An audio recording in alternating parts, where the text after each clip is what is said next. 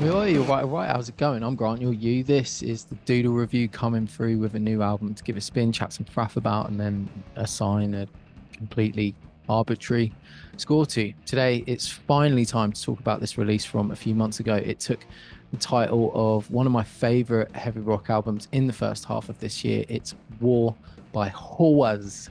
Oars are a band from Atlanta, Georgia. They have had various members since forming in 2010, but their core is a trio made up of Christian Lembuck on guitars and vocals, Casey Maxwell on bass, and Douglas Jennings Barrett on drums.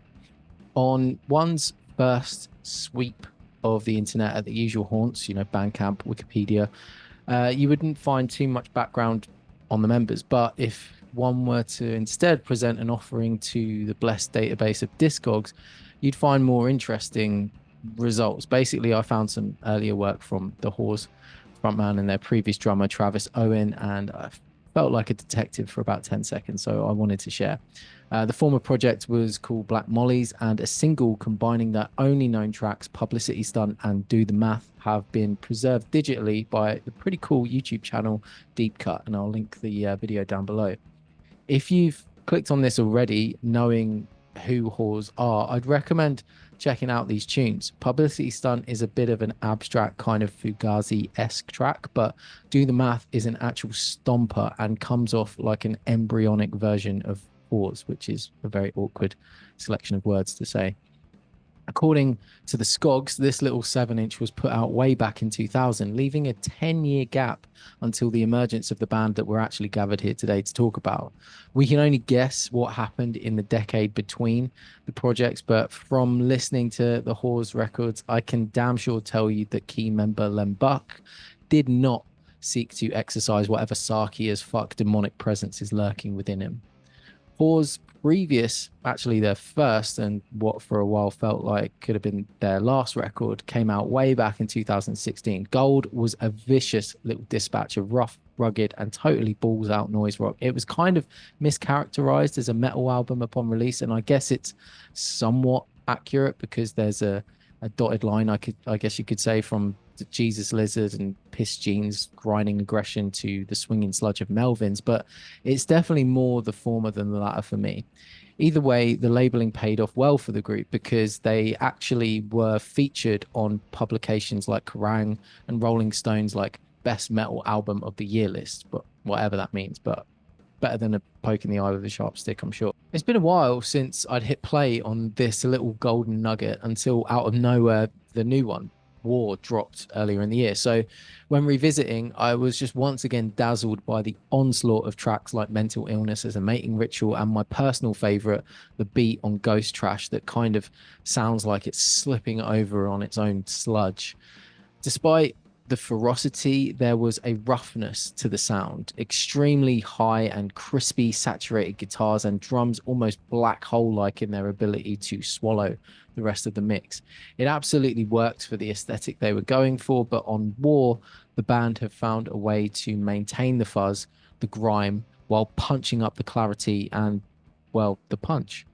In fact, everything on War, not just the mixes or the production, but the arrangements and the riffs, everything has actually been made clearer and more accessible compared to Gold. But miraculously, it does this without compromising any of the balls to the wall aggression or serrated edges that would sit comfortably on a playlist with Unsane or Bark Market, for instance.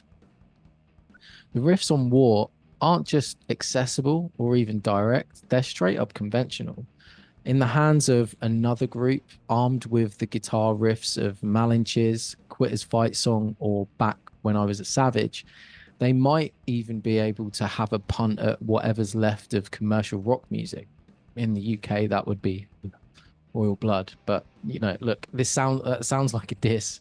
It does, and I don't mean it to. I'm just kind of highlighting that in a few cases here, we've got a lot of massive riffs that are in familiar scales with super, super satisfying hammer-ons and pull-offs that, when coupled with a pounding beat, not only slap, but present the opportunity for a band that would be more commercially inclined to water it down and kind of go for that mainstream kind of sound.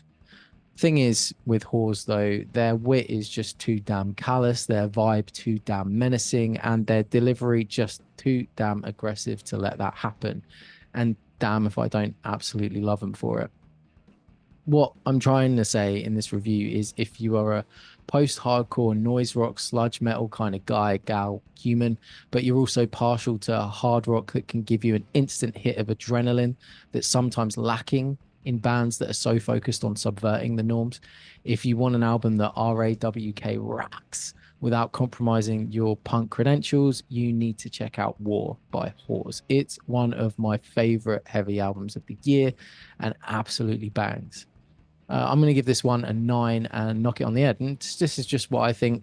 Tell me what you reckon. If this is something you've heard, do you prefer it to the previous record, or do you like that one better? I've put other reviews in the description that you might like from loads of other noise rock bands. And if you can be asked to do all that, you may as well stick around.